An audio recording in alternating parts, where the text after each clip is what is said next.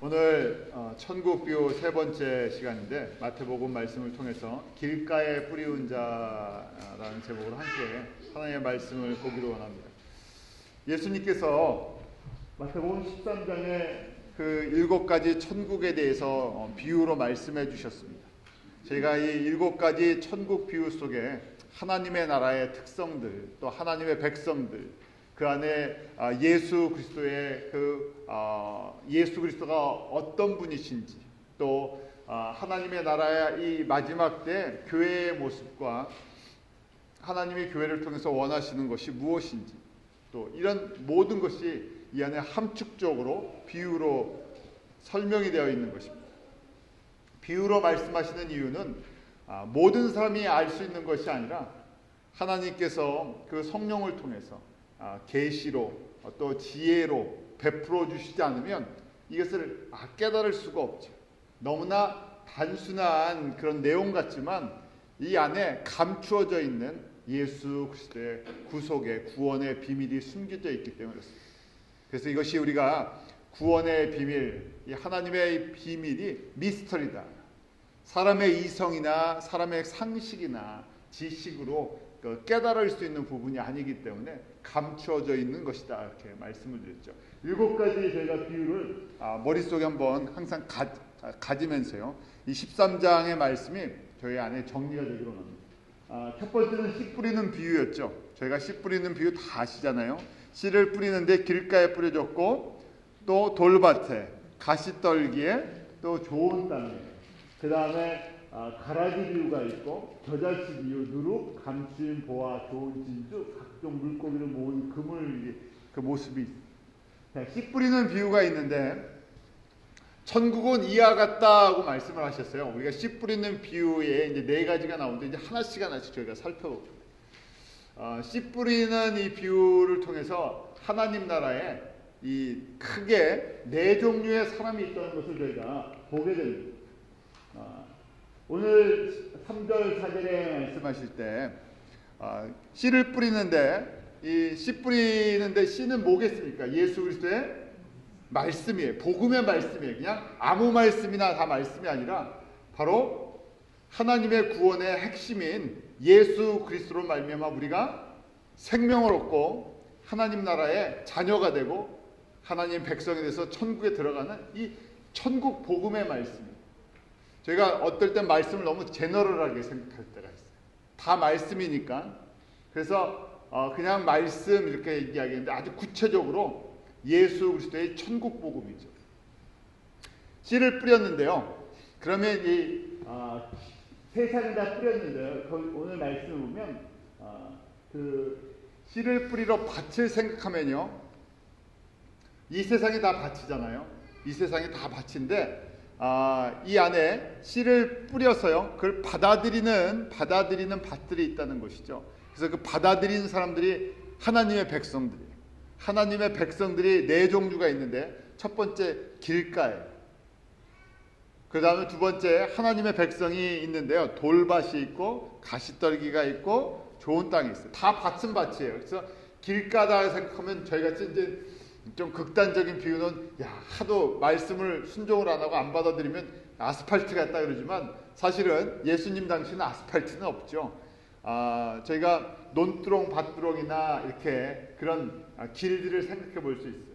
사람들이 하도 밟고 다니는 것. 그래서 씨를 뿌려도 그 밟고 다니는 데에 뿌려지면요, 자랄 수가 없죠. 그 안에서 밟혀서 자랄 수가 없고요. 또 오늘 말씀처럼 새가 와서 하는데, 새는 뭐가 있습니까? 악한 자라고 되어 있는데 사단이 뺏어가 버린다는 얘기죠. 그 다음에 밭은 밭인데 돌이 많이 섞였어요. 그 돌밭이죠. 흙이 얇으니까 돌밭에는 뿌리를 내리지 못하고, 또 밭은 밭인데 잡풀이 많고 가시떨기가 있어서 자라서 열매를 맺지 못하는 그런 밭도 있고, 돌도 없고 밟히는 땅도 아니고 아주 잘 다듬어진, 그래서 저희가 이 밭의 상태를 사람의 마음의 상태로 저희가 이해할 수도 있는 것입니다. 우리 마음밭이 하나님의 말씀을 어떻게 받아들이느냐 하는 것이죠. 자, 이렇게 4가지 비유가 있는데요, 4가지 종류의 사람이 있는데 첫 번째 길가는요, 유대인들을 지칭하는 것입니다. 왜 그러는지 오늘 말씀을 통해서 이제 보려고 해요. 첫 번째, 이 길가에 떨어진 이 씨, 길가에 뿌리운 자인데요. 길가에 뿌리운 자, 이 길가와 같은 마음, 길가 같은 사람이 유대인을 구약의 백성들, 이스라엘 백성들을 상징하고요. 그 다음에 나머지 돌밭, 가시떨기, 좋은 땅은 이방에 있는 하나님의 성도들, 이렇게 크게 구분을 하는 것입니다. 자, 길가와 밭에 대한 설명을 들었는데요. 마음에 뿌리었다고 되어 있어요. 길가에 있는 그 길가에 있는 사람인데요. 그 씨가 어디에 뿌려졌다고요? 마음에 뿌렸다는데 한글로 보면요. 이게 마음밭에 들어간 건지 마음밭에 심겨진 건지 아니면 그냥 겉에 놓여 있는 건지 혼돈스러울 때가 있습니다. 영어로 보면요. What was sown in his heart. 그러니까 마음에 어떻게 돼 있어요? 뿌려졌다는 거예요. 마음밭이에요. heart니까 저희가 영육혼 할 때 이 혼의 상태를 저희가 봤었잖아요. 그래서 이 heart는 카드의 가장 중심이에요. 가장 중심까지 뭐가 들어갔다고요? 예수 그리스도의 복음의 씨가 들어가긴 들어갔다는 얘기예요. 그냥 겉에 있다가 튕겨져 나간 것이 아니라 마음에 하트의 중심에 들어가긴 들어갔는데요. 이게 어떻게 됐다고요? 싹이 나고 자라야 되는데 자라지 못한다는 얘기예요. 왜냐하면 저희가 길가라는 상징적인 의미가 있죠. 길가에서는 뿌리를 내리고 자랄 수 있는 환경이 되지를 못해서요. 자, 그래서 저희가 이 말씀을 보면서 마음에 뿌려진 씨가 그러면 무엇인가 먼저 생각을 해요. 구체적으로 이게 도대체 왜 이 길가에 뿌리운 자를 유대인이라고 이야기를 하는지요. 하나님의 말씀이 심겨졌는데요. 그것이 자라질 못하는, 뿌리를 내리고 자라질 못하는 이유가 있습니다. 마음의 뿌리, 내가 받은 씨가 도대체 무슨 씨인지를 잘 모르기 때문에. 왜냐하면 유대인들이 예수님이 이 땅 가운데 오셨는데 메시아라는 하나님의 아들이라는 것을 인식을 하지 못하죠. 예수님이 이 땅 가운데 아브라함과 다윗의 자손으로 오셨는데요. 그분이 메시아라는 것에 눈이 떠지질 않았습니다. 기사와 표적을 베푸시고요. 하나님의 아들이신 걸 다 보여주셨잖아요. 저희가 마태복음 8장 9장을 통해서도 내가 바로 하늘에서 온 하나님의 아들 하나님이시다는 것을 보여주시는데도 그때만 보고 나세요. 문제 해결만 이 땅에 있는 병 문제 무슨 어떤 문제 해결만 되면요. 그 다음에 또 떠나버려요. 예수님의 제자들을 훈련시키는 과정이었는데 그 많은 사람들이 예수님을 따랐지만 결론적으로는 예수님이 진짜 하나님의 아들 메시아라는 인간의 몸으로 오셨던 그 여자의 후손이라는 것을 깨닫는 사람은 소수에 불과했습니다. 이것이 미스터리라는 얘기입니다.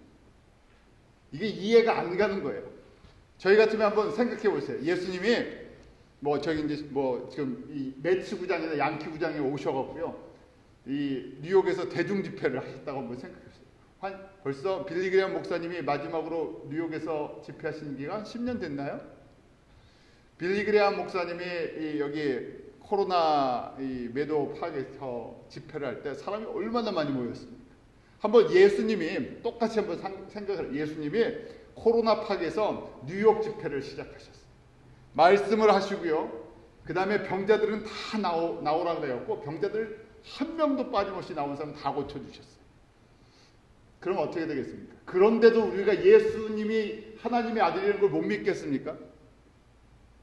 이분이 정말 예수님이시군요. 하나님의 아들이시군요. 다 눈을 뜰 것 같잖아요. 유대인들 가운데 3년을 예루살렘에서, 유대에서, 나사렛에서 그렇게 3년을 사역을 하셨는데 눈이 떠졌다고요? 안 떠졌다고요? 안 떠지고요. 결론적으로는 어떻게 했습니까? 그 예수를 죽여버렸어요. 이게 이해가 안 되는 부분이에요. 그래서 예수님이 하나님의 아들이신 것과 십자가에 죽으시고 부활하시고 우리의 구세주가 되는 이거는요, 너무나 단순한 진리인데 이게 감춰져 있다는 거예요. 하나님께서 마음을 열어주시다는 거예요. 우리 완악하다, 강팍하다 그러잖아요. 저희는 원래는 다 강팍한 상태라고 생각하십니다. 우리는 모세 때 그런 얘기 제가 자주 하잖아요. 모세 때 광야의 그 기사와 이적을 보면 어떻게 하겠다고요, 저희.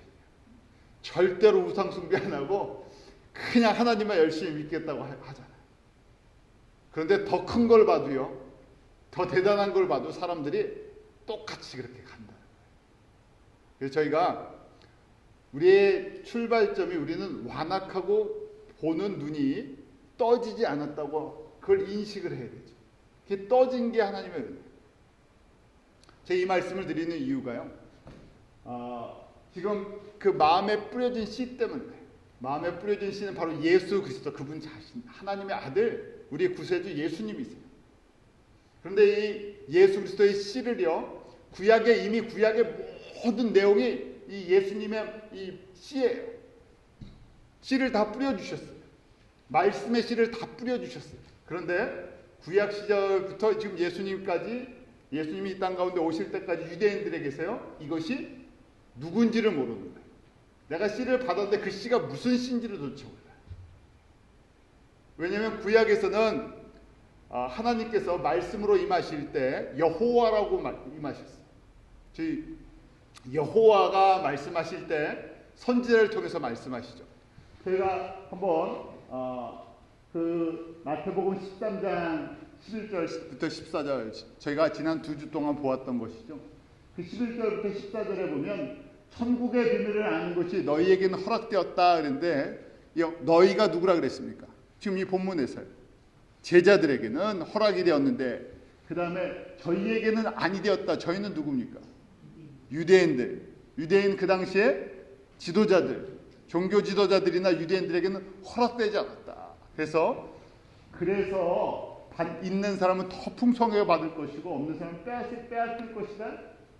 근데 이게 갑자기 일어난 일이 아니라 이미 예수님이 오시기 700년 전에 이 천국의 비밀이 예수님인데, 이 예수님에 대해서 이 천국의 비밀에서 이사야를 통해서 700년 전에 그렇게 말씀해 주셨다는 거예요. 이미 이렇게 될 걸 하나님께서 큰 의미로 보면 예정하셨다는 거예요. 이렇게 하나님의 구원 계획을 베푸실 것을 준비하셨다는 거예요. 자, 그래서요, 제가 거기 마음에 뿌렸다 할 때 그것이 현재 완료 수동 형태고요. 현재 형태. 과거에서부터 지금까지 바로 예수님께서 말씀하시는 그 순간까지 계속해서 씨가 어떻게 됐다고요? 뿌려졌다는 얘기. 누구를 통해서요?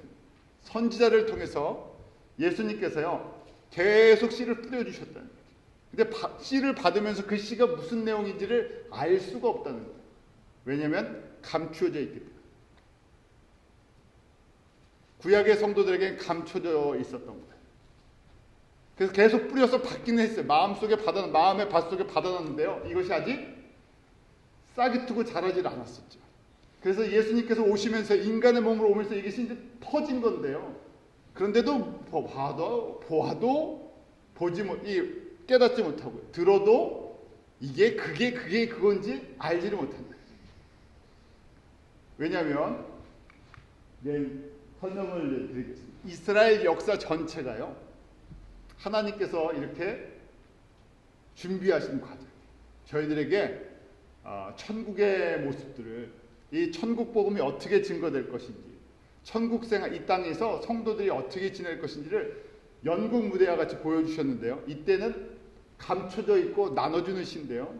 그때 씨를 나누는 분이 여호와시죠. 여호와께서 모세에게 말씀하시고요, 여호와께서 이사야에게도 말씀하시고, 예레미야에게도, 다니엘에게도 말씀을 하세요. 그런데 지금도 그래요. 이스라엘 사람들은 여호와는 여호와인 줄 알아요. 여호와가 예수라고 생각을 할 수가 없어요. 이것이 바로 비밀이기 때문에, 이게 신비죠.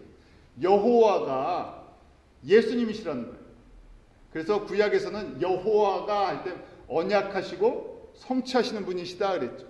여호와는 창조주세요. 여호와의 그 의미는요, 언약하시고 그 뜻을 이루시는 분이세요.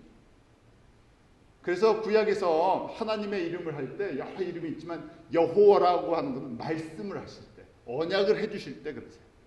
그 언약하시는 분이 누구신가? 바로 말씀이 육신이 돼서 이 땅 가운데 오신 그 예수님이라는 거예요. 구약의 사람들은요, 여호와께서 선지자를 통해서 말씀하실 때 그냥 여호와는 여호와로 그냥 액면으로만 이해하고 있었던 거예요.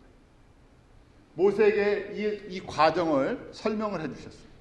신명기 후반부에 보면 40년 광야 생활을 마칩니다. 그런데 이스라엘 대부분의 사람들은요, 영적인 눈이 잘 떠지지 않았던 사람들이고요, 하나님의 말씀을 듣지만 그 의미를 잘 이해를 못했던 사람들, 세상에서 막 건짐을 받아갖고 살아왔던 사람들이잖아요. 그래서 모세를 통해서 하나님의 말씀을 전달해 주는데, 하나님께서 앞으로 1500년 동안의 역사를 쭉 말씀해 주시는 거예요. 1500년 동안 예수님이 오시기 전까지, 또 그 후부터 지금까지 모습을 쭉 한번 말씀해 주세요. 그들이 광야에서 10번이나 하나님을 시험하고 불순종했죠. 근데 계속 이렇게 하나님 앞에 불순종하는 하나님의 백성이 될 것이다. 우상을 숭배하고 하나님 사랑하기보다는 세상을 사랑하고 양다리 걸치고 하나님 나라의 눈이 잘 안 떠지고, 그래서 신명기의 주제는 신명기 6장이잖아요. 신명기 6장이 출애굽의 결론과 같은 말씀입니다. 어떻게 하면 너희가 약속의 땅에 가서 하나님의 형통을 누릴 수 있느냐? 한마디로 정리하면 6장 5절의 말씀이죠. 마음과 성품과 힘을 다해서 주 너의 하나님만을 사랑하라.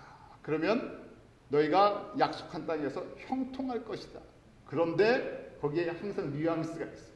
그러지 않으면 너희가 이렇게 해서 그 안에서 핍박을 받고 고통 가운데 있을 텐데 하는데 어떤 길을 걸어갈 거예요. 이것이요, 결국은 하나님을 불순종하고 그 다음에 우상을 섬기고 여호와만 사랑 안 하는 것을 갖다가 하나님께서 알고 계셨죠. 그래서 모세에게 이렇게 이스라엘 백성들이 고통을 받고 결국은 흩어지게 될 것이고, 그러면서 하나님의 백성이 아닌 자들이 하나님의 백성으로 돌아올 것을 갖다 쭉 보여주세요. 그냥 그러니까 이 영적인 차원이 낮으니까요, 모세를 통해서 이렇게 말씀하셨지만 어떻게 이해하냐면요, 율법 지키면 그 땅 가서 잘 살고 율법 안 지키면 그 땅 가서 고통을 받는구나, 요 정도 수준으로, 틀린 얘기는 아니면 이 차원을 넘어가지 못하고요, 그냥 문자적으로만 그렇게 그리고 이제 넘어갔어요. 이해를 못하죠. 왜냐하면 이게 자체가 예수님이 오셔서 제자들에게 지금 비유로 하면서 이 감춰진 게 이제 드러나기 시작하잖아요. 감춰졌던 겁니다. 소수의 사람들만 이 말씀의 그 깊이를 깨달은 것이죠. 모세가 깨닫고요. 모세가 완전히 깨달은 것 같지만 모세는 그림을 갖고 있었어요. 또 다윗이 그 예수님을 만나잖아요. 여호와가 예수 그리스도라는 것, 여호와가 하나님의 아들이시라는 것을 그래서 시편을 통해서 찬양하네요. 영성이 깊었던 사람이죠. 그래서 다윗의 시편 속에서 이 다윗이 믿음의 눈을 뜨고 예수 그리스도, 여호와가 예수라는 것을 갖다가 흠이하지만요, 그걸 보면서 믿음의 길을 걸어가요. 또 하나님께서 여호와로, 예수님께서 여호와로 임하셔서 이사야에게 그 여호와가 이 땅 가운데 오셔서 고난의 종으로 그 핍박을 받으실 것을 갖다가 이렇게 쭉 보여주시는 거예요. 예레미야 선지자에게도 보여주시고 다니엘에게도. 이해가 가시죠? 제가 주일날 하나님의 구원 계획을 보았잖아요. 보는 이유가 있습니다. 왜냐하면 구약을 그냥 조각조각 하나씩 보면요, 우리 수준으로 해석을 해요. 아주 틀린 얘기는 아니지만 그냥 문자적으로 적용을 해도 우리가 살고 있는 이 땅의 삶의 수준으로 적용을 해버려요. 하나님의 구원 계획 자체가 보이질 않기 때문에. 그래서 하나님의 말씀하신 의도를 갖다가 저희가 이걸 받아들이지 못하고요, 내가 받아들일 수 있는, 마치 그래서 어린아이와 같이 젖을 먹는다 그러잖아요. 밥을 주고 싶은, 이 예수님께서 구약의 여호와의 밥을 주기를 원하셨지만 아직 먹을 만한 수준이 되질 않죠. 그래서 저희들에게 젖을 먹였는데요. 저희들에게 이제 마찬가지예요. 저희도 말씀을 저희가 이렇게 제가 정리를 하면서 나눠드리는데요. 그냥 보통 신앙생활 하려고 뭐 이렇게까지 어렵게 할 필요가 있습니까? 하는데 저희가 보통 신앙이 아니라 하나님이 의도하시는 말씀을 온전히 이해하고 싶어서 그래야 신앙의 방향성이나 이 틀이 제대로 잡히는데요. 이것도 사실은 하나님이 주시는 은혜예요. 학교 공부를 많이 했다고 이것이 깨달아지는 것도 아니고 또 내가 무슨 신앙생활을 아주 오래 했다고 저절로 깨달아지는 것도 아니고요. 하나님께서 이 부분을 항상 감추었던 것을 보여주고 싶은 사람들한테, 들려주고 싶은 사람들한테 열어주시죠. 그래서 저희가 기도할 때도 그렇고 말씀을 저희가 대할 때도 하나님 우리에게 나에게 은혜를 주셔서 주님이 하시고 싶은 말씀을 좀 들을 수 있도록. 근데 듣고 나면요 굉장히 쉬운 말씀이에요. 내가 그동안 생각을 안 했을 뿐이지 생각을 못한 거죠. 깨닫지 못하니까요. 근데 듣고 나면요 아 그랬었군요 하나 아주 그냥 기본적인 말씀이에요. 구약의 성도들 가운데 감추어져 있었던 그 부분들 그 마음에 뿌려주셨는데요 그것이 자라지 못하고 이스라엘 사람들 가운데 그냥 계속 내려왔어요. 자, 그래서요 결과적으로 천국의 비밀을 갖다가 이스라엘 사람들이 연극 무대의 주인공들이었어요. 그런데 주인공들이 비밀을 보지를 못한다는 거예요. 마음에 씨를 먼저 뿌려주셨는데 씨를 제일 먼저 뿌려주셨는데 씨가 무슨 씨인지를 몰라갖고요. 여호와가 예수라는 이름을 부르지를 못하는 거예요. 우리 기독교 이단 중에서도 여호와가 예수라는 걸 또 모르는 사람들이 있어요. 그 사람들이 바로 여호와의 증인이에요. 여호와의 증인이 뭐냐면 여호와가 예수라는 걸 받아들이지 못하는 사람들. 가장 중요한 한 가지 이유가요. 여호와는 구약의 여호와로 알고 있어요. 그래서 예수님께서요 그 부분을 이제 말씀하시죠. 먼저 마태복음 23장 39절 말씀 한번 같이 볼까요? 이건 여기 나오는 말씀들을 가능하면 그 구절 절 이렇게 맞춰서요 외워주시면 좋습니다. 마태복음 23장 39절 같이 읽습니다. 시작. 내가 너에게 이르노니 이제부터 너희는 찬송하리로다. 주의 이름으로 오시는 이여 할 때까지 나를 보지 못하리라 하십니다. 예수님께서 마태복음 23장에 화요일날 십자가에 달리시기 그 주 고난주간 화요일날 제자들에게 또 이 유대인 지도자들이 외식하는 바리새인들 서기관들을 질책하시면서요 화 있을진저 하면서 그런데 이게 뭐라고요? 하나님의 구원의 계획 속에 들어가 있습니다. 구약 성도들이 씨를 받았는데 씨를 보지는 못하서요 그냥 씨가 씨인 줄 알고 있어요. 그런데 때가 되면요 이 씨가 어떻게 된다고요? 씨가 싹이 난다는 얘기예요. 깨닫게 된다는 거예요. 그래서 예수님께서 바로 지금 십자가에 달려 돌아가시기 3일 전에 너희들이 지금은 다 눈이 어두워져 갖고 귀가 막혀서 내가 이렇게 와서 말을 하고 표적을 보여줘도 나를 알지 못하는데 때가 되면 뭐 어떻게 한다고요? 찬송하리로다 주의 이름으로 오시는 이여 할 때가 있다는 거예요. 찬송을 하는데요. 아 주의 이름으로 오시는 여호와가 예수님이셨군요. 이 단순한 진리를 깨닫는 날이 온다는 거죠. 근데 그때까지가 순서가 있다는 얘기예요. 로마서를 보니까 이 순서가 언제예요? 누구에게 먼저 눈이 떠진다고요? 이방인들이 눈이 떠져갖고 구약의 여호와가 누구셨다고요? 예수님이셨군요. 구약에 약속됐던 언약이 다른 언약이 아니라 율법을 지키면 복을 받는다는 것이 그 복이 다른 복이 아니라 아브라함의 자손으로 오시는 예수님이셨군요. 여호와가 예수님이셨군요. 눈을 이방인들이 탁 먼저 뜬다는 거예요. 이게 저희가 굉장히 쉬운 것처럼 보이지만요. 이걸 누가 깨달았습니까? 이것을요. 바울이 로마서 9장, 10장, 11장을 보면 이 문제를 가지고 자기가 예수님을 만나고요.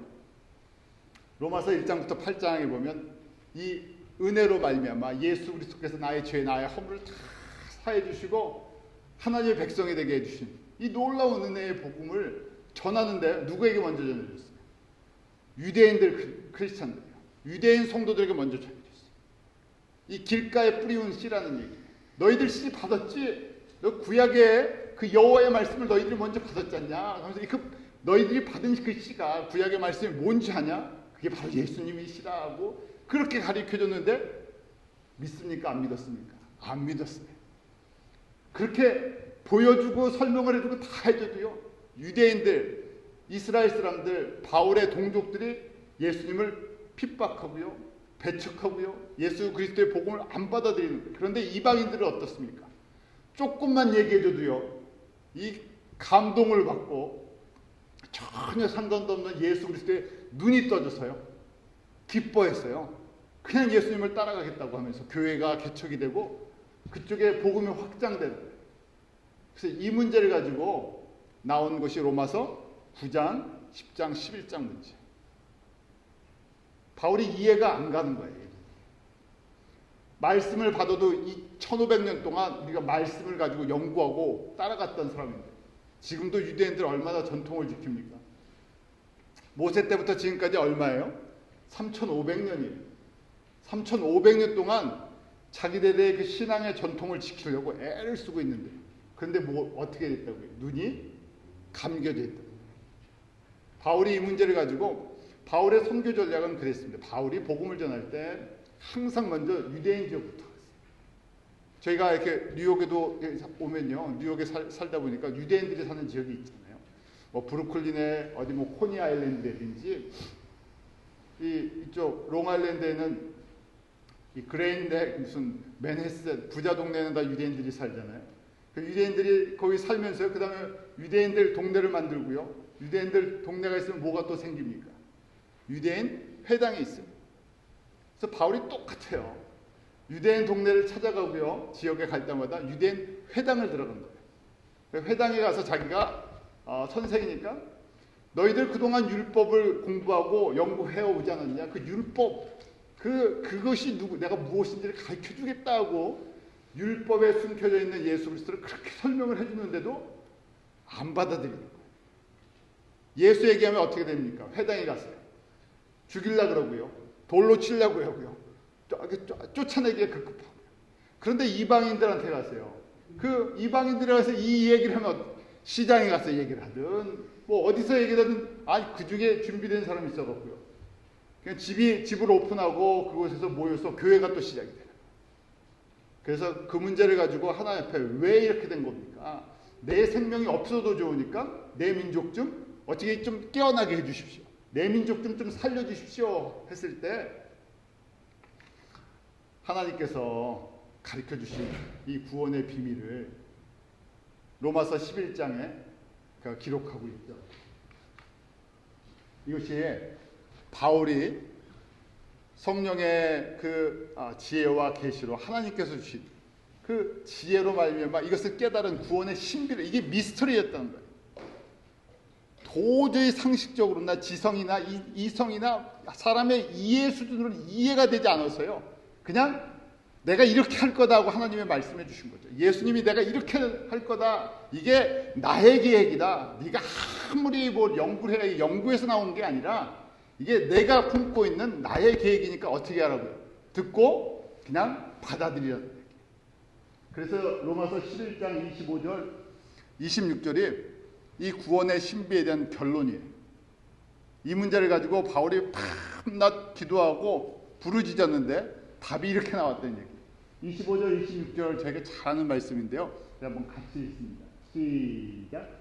형제들아 너희가 스스로 죄의 땅을 면키 위하여 이 비밀을 너희가 모르기를 내가 원치 아니하노니 이 비밀은 이방인의 충만한 수가 들어오기까지 이스라엘로는 완악하게 된 것이라. 그리하여 온 이스라엘이 구원을 얻으리가 기록된 바 구원자가 시온에서 오사 야곱에게서 경건치 않은 것을 돌이키시겠고. 바울 같은 사람이요 이걸 깨닫지 못했다는 거예요. 로마서를 기록할 때까지 지금 로마서를 기록할 때까지 신앙생활을 하면서 이 부분을 깨닫지를 못했다는 거예요. 복음을 전하면서 이게 항상 의문점으로 남아 있었다. 예수 그리스도 구약의 언약대로 오셨던, 구약의 말씀대로 율법대로 오셨던 그 하나님의 아들을 전해주는데 왜 내 민족을 받아들이지 않고요? 이거 왜 다 버려버립니까? 그런데 이것이 하나님의 구원의 신비라는 것이, 복음이 이방인들에게 먼저 간다고요. 그리고 이방인의 충만한 숫자가 채워지면 그때서 유대인들을 하나님이 추수할 것이다 라고 말씀하셔서 여기서 알았습니다. 어떻게 하기로 한 겁니까? 알았습니다. 나는 이방인의 추수를 위해서 다 뛰겠습니다 하고 이 부분을 접었다는 얘기입니다. 다시요. 이제 거꾸로 갑니다.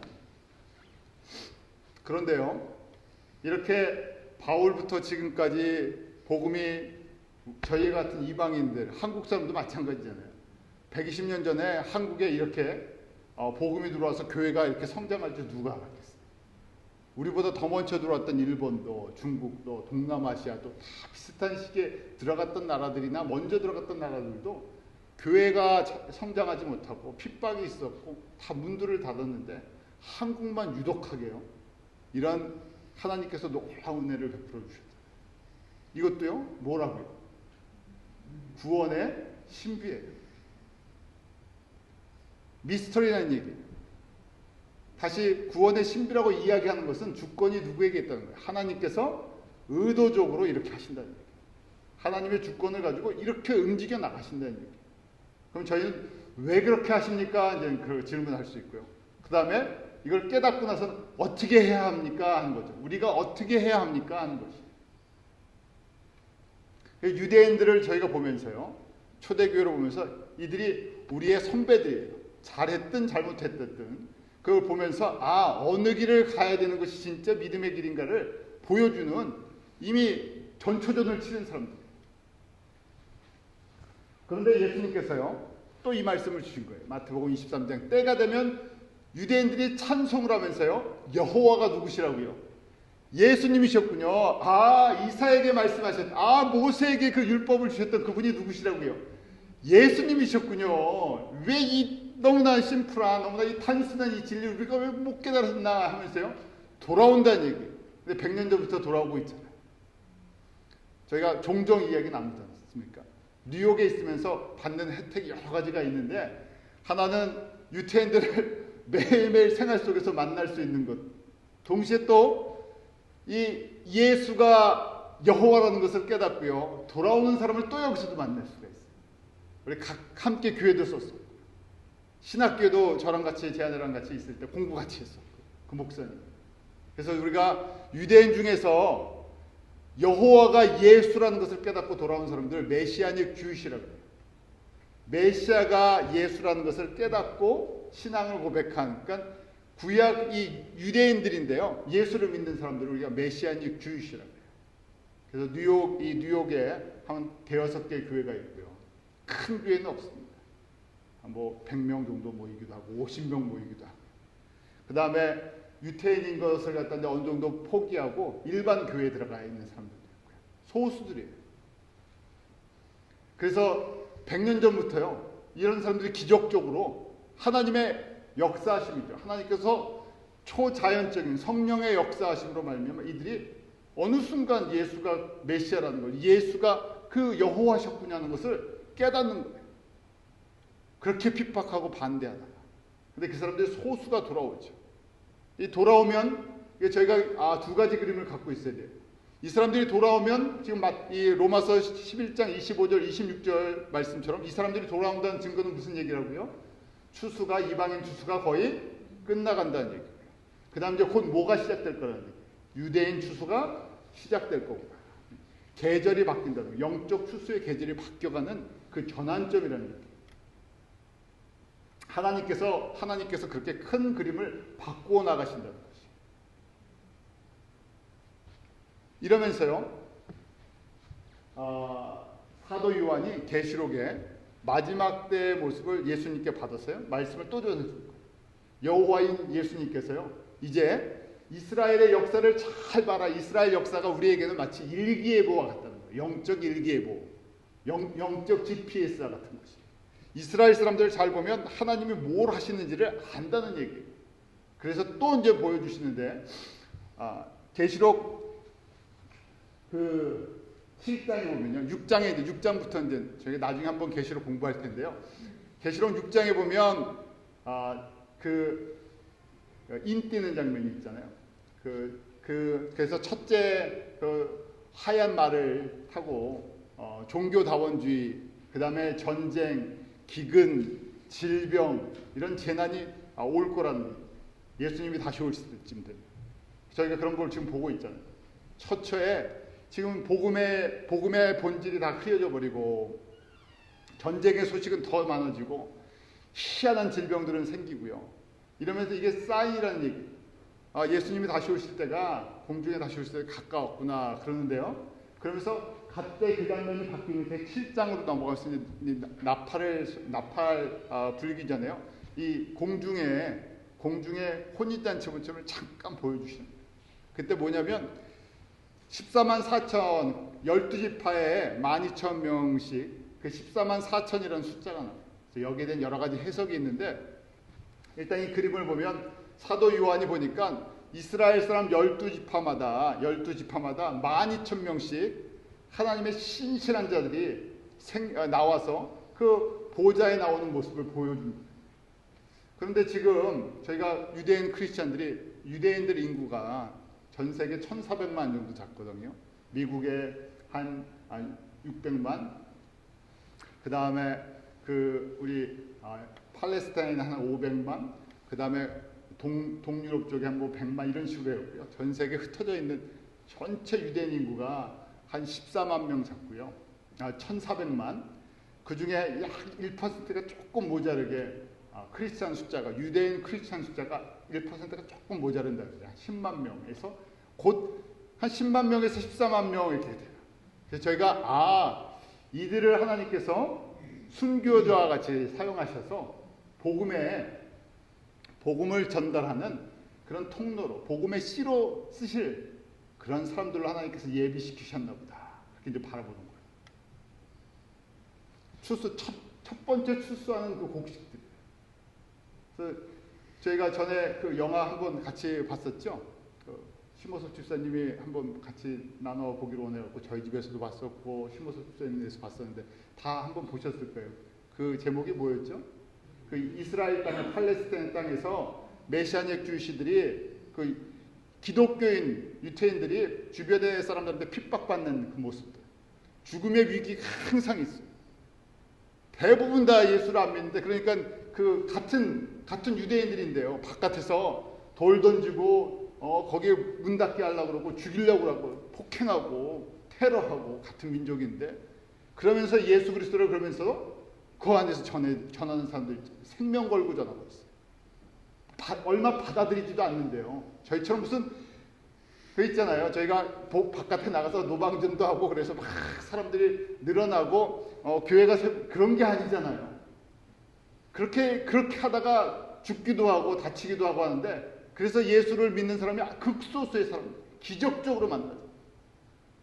성령의 능력 가운데 한 사람씩 아주 극소수의 한 사람씩 돌아오고 있어요. 그래서 저희가 그 영화를 같이 봤었는데 그 영화가 아니라 사실은 그냥 다큐멘터리예요. 이스라엘 땅에서 유대인 기독교인들이 얼마나 핍박 속에서 복음을 전해주는지 그걸 한번 보여준 거예요. 한번 정신 좀 차리라고요, 저희한테. 그런데 이것이 지금 본 게 아니라 바울이 2000년 전에 하나님의 약속을 받고 그 다음에 또 누가요? 사도 요한이 이때 모습을 보고 있었어요. 그래서 14만 4천 명이 딱 그렇게 핍박과 환난과 순교자의 그 길을 걸어갈 때 그 다음에 이런 14만 4천 명의 모습을 딱 보여주면서 혼인잔치, 공중 혼인잔치 예수님을 만나는 장면을 쭉 보여주는 거예요.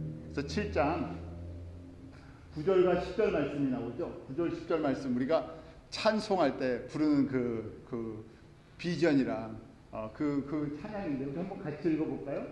계시록 7장 9절 10절입니다. 시작. 이후에 내가 보니 각 나라와 족속과 백성과 방 안에서 아무라도 능히 세울 수 없는 큰 무리가 흰 옷을 입고 손에 종려가지를 들고 보좌 앞과 어린 양 앞에 서서 큰 소리로 외쳐가로되 구원하심의 보좌에 앉으신 우리 하나님의 어린 양이 있도다. 이렇게 2일 후에 14만 명이 뽑힌 다음에 보니까 뭐가 있다고요? 각 나라와 족속과 백성과 방언, 이방인들 중에 있는 성도들이 다 하나님의 보좌에 모이는 그 어린 양의 공중 혼인잔치 모습을 쫙 보여주는 거예요. 순서가 그렇다는 얘기예요.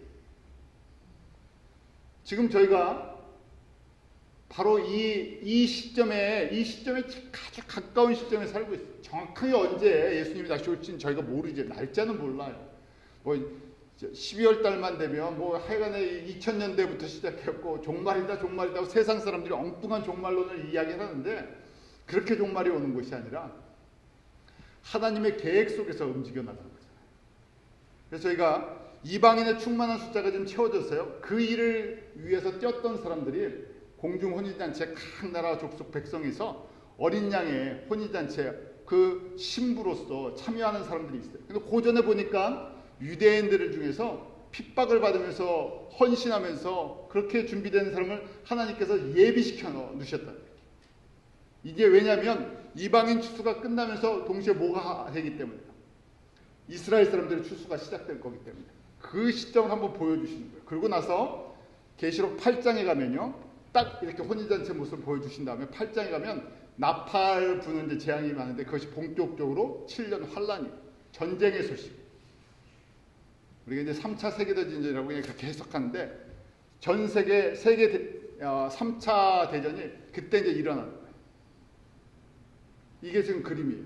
이게 하나님께서 갖고 계시는 하나님의 구원의 계획이라는 거예요. 그래서요, 제가 이 말씀을 보면서 지금 첫 번째 길가에 뿌리운 이 자라는 것이 바로 그렇게 오랫동안 씨를 받았던 유대인들이라는 것이. 근데 그 씨가 무슨 씨인지를 모르니까요. 그냥 씨를 씨체로 갖고 있었거든요. 씨를 주신 분이 누군지, 씨를 준 분이 바로 왔는데요. 바로 내가 이 씨의 주인공이라고 하는데 이 씨는 그냥 씨지. 그 씨가 예수로 안 보인다는 거예요. 저희도 마찬가지예요. 신앙생활하면서요. 말씀을 저희가 볼 때 이 예수의 말씀으로 예수님이 이렇게 하신다는 걸 안 본다는 얘기예요. 하나님께서 그런 은혜를 베풀어 주셔야 돼요. 대표적으로 저희가 시편 23편 제가 참 좋아하는 시편이잖아요. 제가 다 암송하고 다윗이 영적으로 성숙했다는 것은 이 비밀을 많이 봤다는 얘기예요. 그래서 시편 20절 여호와는 나의 목자시니 내게 부족함이 없었습니까? 다윗이요? 부족함이 없었습니까? 사실은 인간적으로 보면 죽는 날까지도 걱정이 있었던 사람이에요. 죽기 전에 무슨 걱정이에요? 나라를 누구한테 줘야 되는데, 솔로몬한테 줘야 되는데 이게 순조로웠습니까? 순조롭지 않았어요. 평생에 이 순조로움이 있었던 것이 아니라 평생에 업앤다운이 굉장히 많았어요. 그런데 여호와는 나의 목자시니 내게 부족함이 없으리로다 하면서요, 저가 어떻게 하신다고요? 푸른 초장으로 인도하셨다고 했어요. 그러니까 저희는 하나님께서 주시니까 우리가 푸른 초장에 쉴만한 물가에 가니까 먹고 사는 문제도 또 생활하는 문제도 없고 편안하게 지낼 수 있구나 이렇게 생각하는데 이게 바로 그냥 문자적으로 보는 거예요. 다윗이 그런 문제로 이야기를 한 것이 아니라 다윗이라는 하나님께서 캐릭터를 갖다 이렇게 만들어 놓으신 거예요. 다윗도 다 아는 것은 아닌데 다윗을 하나 이렇게 주인공으로 잠깐 보여주시면서요, 다윗의 삶을 하나님께서 그렇게 엮어주셨어요. 그러면서 너희가 다윗의 삶에 그 너머에 있는 하나님의 구원 계획을 예수 그리스도로 보라는 얘기예요. 양에게는요 목자가 절대적으로 필요하잖아요. 어떤 목자를 만나는가. 그래서 예수님께서 나는 뭐라고 말씀하세요? 나는 선한 목자다. 구약의 목자 중에서 대표적인 목자를 다윗을 보여주셨고요. 다윗은 여호와는 나의 목자십니다. 예수님이 나의 목자십니다. 그러니까요, 이제 목자와 양의 관계를 갖다가 다윗과 이스라엘 백성의 관계처럼 또 다윗과 하나님의 여호와의 관계에서 우리에게 보여주신 거예요. 그래서 양은 목자가 인도하는 대로 푸른 초장에 가면 먹잖아요. 쉴만한 물가로 마시잖아요. 그러니까 내가 어떻게 된다고요? 양이 잘 먹고 잘 마시니까 잘 살아난다는 얘기죠. 근데 다윗은 내가 다윗의 지금 이 왕이 되고 그 나라를 다스리는 과정 속에서 그렇게 보여주지만 이 안에 바로 다윗이 누구를 예표해줘요? 예수님을 예표해주죠. 동시에. 그래서 예수님께서 우리를 푸른 초장으로 하나님의 말씀의 장으로 인도해 주신다. 우리가 하나님의 말씀을 먹을 때 또 하나님께서 우리를 어디로요? 물가로 성령의 그 기름 부으심, 성령의 생수로 우리를 채워주실 때 우리가 어떻게 된다고요? 영적으로 살아난다. 말씀을 땅의 수준으로 보다가요, 말씀을 하늘 차원으로 이제 보기 시작해요. 신앙생활이 땅의 것에 있다가 예수님이 주시는 예수님의 목자가 되어 주셔서 우리를 인도하시면서 예수님의 말씀을 먹고 예수님의 예수님께서 성령을 통해서 주시는 생수를 저희가 마시면서 성령의 은혜를 저희가 체험하면서 그러면서 눈이 이제 감긴지도 몰랐는데 말씀을 보면서 이 말씀이 이게 이렇게 연결되는지도 알지도 못했는데 그냥 앞에 있는 것만 보고 그냥 이게 따라가면 되는지 알고 따라가다가 이게 딱 떠져서요. 그렇군요 하고 고백해진다. 그때 진짜 성숙하고요. 성장하고요. 그때 참 기쁨이고 어디를 다녀도 이제 두려워하지 않고요. 마지막에 승리의 영광을 바라보잖아요. 원수의 목전에서 이 하나님의 그 혼인잔치 속에 들어가서 영광을 누리는, 천국의 영광을 누리는 거죠. 저희가 이 비유를 보면서요, 참 천국 백성도 다양한 계급의 다양한 종류의 사람들이 있고, 이 하나님께서 이런 모습을 저에게 보여주시는데, 하나님께서 이스라엘 사람으로 택해 주신 것과 이방인 중에서 성도로 택하신 은혜를 받는 과정이 다르죠. 또 내가 얼마나 예수님을 알고 따라가느냐에 따라서 또 이 신분의 문제와 그 하늘의 영광을 누리는 차원이 다 다르다는 얘기예요. 바울도 이런 영적인 비밀을 깨닫고요. 로마서 8장을 기록하죠. 로마서 7장과 8장의 내용이 다르잖아요. 7장은 오호라는 공고한 사람이다. 이 안에 내가 이 두 마음인데 이거 어떻게 해야 됩니까? 8장에 그 비결을, 신앙생활의 비결을 깨닫죠. 생명을 주시는 성령의 법에 내가 완전히 맡겼을 때 그때 하나님의 참 평강과 은혜를 누리는 것이나. 그러면서 저희가 하라는 로마서 8장 28절을 저희들이 결론적으로 말씀해 줍니다. 로마서 8장 28절 한번 같이 읽겠습니다. 시작. 우리가 알거니와 하나님을 사랑하는 자, 곧 그 뜻대로 부르심을 입은 자들에게는 모든 것이 합력하여 선을 이루느니라. 저희가 좋아하는 말씀이죠. 저희가 구절구절로 말씀을 좋아해갖고요, 큰 뜻을 잘 이해할 때 못할 때가 있어요.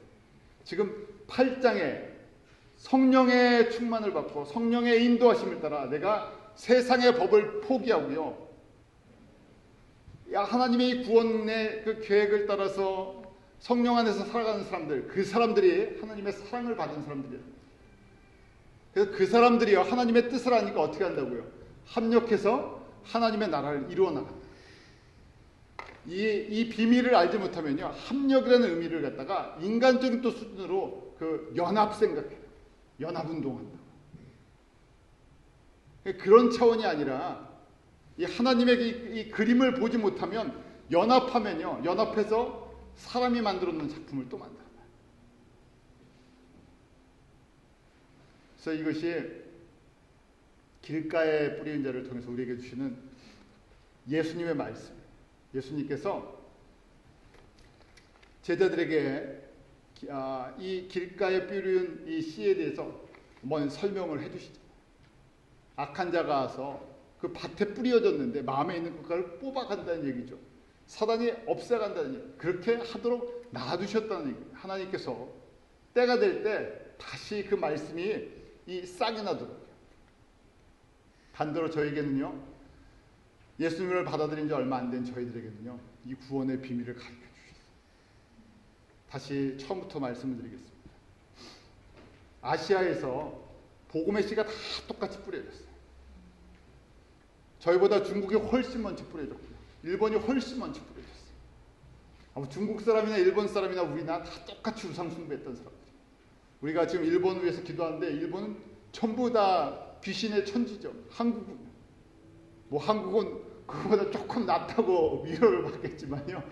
그러나 하나님의 은혜로 저희가 예수님을 믿었으니까 그렇죠. 저희도 나무들마다 돌마다 뒤뜰에서 뭐 달 보면서 뭐 보면서 얼마나 빌던 사람들. 우리가 무슨 하나님을 뭘 알긴 알았습니까? 저희가. 우리도 똑같이 우상 속에서 살았던 사람인데. 그런데 은혜를 주셨어요. 120년 전에 아시아의 다른 모든 나라가 아니라 이름도 없는 한국에 하나님께서 내가 너희들에게 복음의 씨에 대해서 잔뜩 뿌려주시고요. 그리고 어떻게 해주셨다고요? 눈을 활짝 뜨게 해주셨어요. 지난 50년 동안에요. 활짝 뜨게 해주셨어요. 성령의 은혜를 부어주시고요. 초보적인 신앙을 갖고 있는데 그냥 구하면 주셨어요. 물질도 주시고 형통도 주시고 건강도 주시고 능력도 주시고 다 줘버리셨어요. 왜 그렇게 했어요? 왜 이렇게 하나님께서 우리에게 은혜를 베풀어 주셨겠습니까? 아시아에서 이름도 없는 우리 민족이 특별히 잘나서요? 전혀 아니죠. 딱 한 가지. 뭐 하라고? 내가 너희들 중에서 누구처럼 쓰고 싶으시다고요? 바울처럼 쓰고 싶으시다. 그 12명의 제자들처럼 쓰고 싶으시다. 똑같은 이스라엘 사람들이 복음을 들었는데요. 깨닫지를 못하고요. 다 버려버렸어요. 그런데 예수님께서 12명을 택해서 3년의 시간을 다 12명에게 쏟아부으셨어요. 우리가 갖고 있는 교회관이 바뀌어야 할 시점이에요. 지난 30년 동안에는 저희가 교회 성장하고요. 교인들 한국 사람 늘리고 이 힘을 얻고 하나님께서 허락해 주신 거예요. 너희들 경제적으로 좀 잘 살아라. 교인도 더 늘어나라. 좀 힘 좀 갖춰줘라. 세상에 한국 사람 이름 좀 나타내줘라. 왜요? 때가 되면 내가 너희들 중에서 눈이 떠지는 사람을 좀 만들어서 이 복음이 한국 사람들에게 주어진 게 아니라 너희들을 통해서 너희들이 디아스포라 유대인들처럼 그 1세기 디아스포라 유대인들을 통해서 복음이 순식간에 로마 제국을 정복한 것처럼 내가 마지막 추수 때 누구를 쓰시고 싶으시다고? 한국 사람, 한국 성도들을 좀 쓰고 싶으시다는 거예요. 그래서 그 중에 좀 사람들을 뽑아내셨어요. 은혜를 주시고 이제 말씀을 듣게 하시고 고난도 좀 주시고. 그렇게 주님께서 쓰고 싶으니까 저희를 뉴욕에다가 이렇게 모아놓고요. 그 다음에 한 10년을 뛰었는데도 교인이 좀 늘어났다가 줄어들기도 하고. 이 초점을 바꾸라는 얘기예요. 하나님께서 그 가운데 쓰고 싶은 사람들이 있으신 거예요. 한국 사람 자꾸만 전도하지 말라는 얘기가 아니라요. 이제는요. 이 일에 눈 뜨고 뛸 사람이 하나님 필요하시다는 거예요. 그래서 저희가 그것 좀 같이 뛰면 얼마나 좋습니까? 그냥 넓은 의미로 보면 하나님의 구원 계획으로 보면요. 한국 땅 추수는 끝난 건데요. 그런데도 그걸 추수를 하려고 하니까 어떻게 돼요? 추수할 게 없는데 추수를 하겠다고 교회는요. 이 뉴욕도 그렇잖아요. 뉴욕 뉴저지에 한 400-500개 교회가 있는데요. 추수할 사람은 적으니까 어떻게 됩니까? 남의 교인이라도 갖다 놓고 채워놔야 되니까. 이러니까 이게 더 신경전이 벌어져갖고요. 결국 교인 뺏기 경쟁에다가 그 다음에 교회 성장 경쟁에다가 이 교회가 거꾸로 가버립니다. 영성이 없어지죠. 관심이 큰 전부 다 땅에 있어요. 하나님 나라 말씀을 해줘도 관심이 없어요. 그래서 하나님께서 그래서요. 하나님 사랑하는 사람들을 따로 모아놓고요.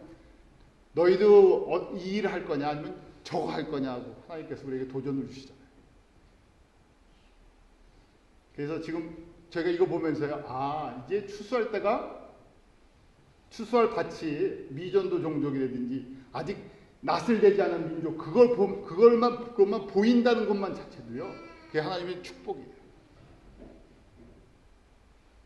그래서 우리에게 주신 모든 것을 거기다가 어떻게 하나님 우리를 거기에 어떤 한 부분 일 좀 시켜주십시오. 어떻게 되든 내가 거기랑 좀 연결을 해서 일을 해야 되겠습니다.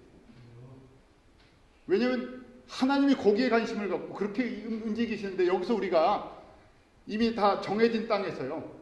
이미 다 정해진 사람 속에서요.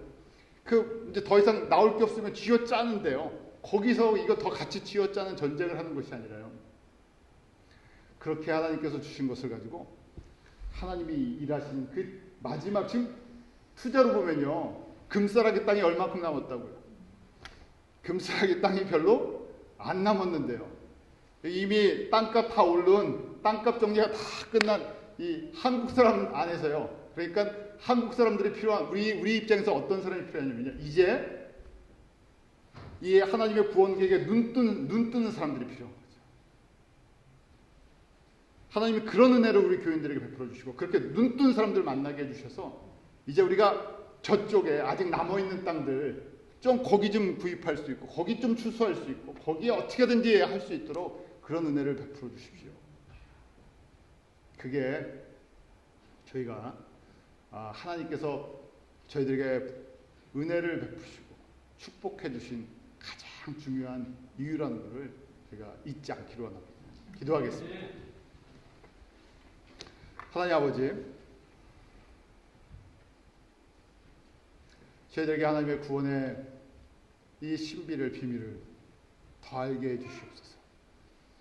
우리의 눈이 하나님 나라를 향해서 뜨게 하여 주시고, 하나님의 말씀을 저희가 들을 때 그냥 문자로 보는 것이 아니라 땅의 것으로 보는 것이 아니라 예수 그리스도 안에 있는 그 보화와 예수 그리스도 안에 있는 지혜와 지식의 풍성으로 저희들에게 공급해 주시옵소서. 사도 바울이 그렇게 자기 민족을 위해서 눈물 흘리고 기도하며 깨달은 하나님의 구원의 신비, 그것이 우리의 모습인 것을 다시금 주님 고백합니다. 주님께서 저에게 100년 동안 은혜를 주시고 물질 주시고 지혜 주시고 저희같이 약한 나라를 강한 나라로 만들어 주시고 믿음의 귀한 일꾼들을 하나님께서 배출시켜 주셔서 주님 마지막 때 주님의 추수할 일꾼들로 저희를 준비시켜 주심을 감사합니다. 눈을 들어서 정말 마지막 추수할 곳들을 바라볼 수 있는 귀한 은혜가 저희 기쁜 우리의 모든 성도들 가운데 임하게 하여 주시고, 또 그러한 사람들이 함께 모여서 마지막 추수를 위해 뛸 수 있는 그 열정과 지혜와 또 순종을 저희 가운데 베풀어 주시옵소서. 하나님, 그렇게 저희가 합력하여 하나님의 나라를 세워나가기 원합니다. 우리 가운데 이런 아름다운 믿음의 은혜를 넘치도록 채워주시고 저희를 통해서 하나님의 뜻이, 하나님의 영광이 이루어지게 하시며, 저희 사랑하는 성도들 소원이 무엇이 있겠습니까? 예수님 오실 때 그 보좌 앞에 나아가 함께 찬양하는 아름다운 이 귀한 복을 누리게 하여 주시옵소서. 예수님의 이름으로 기도드리옵나이다.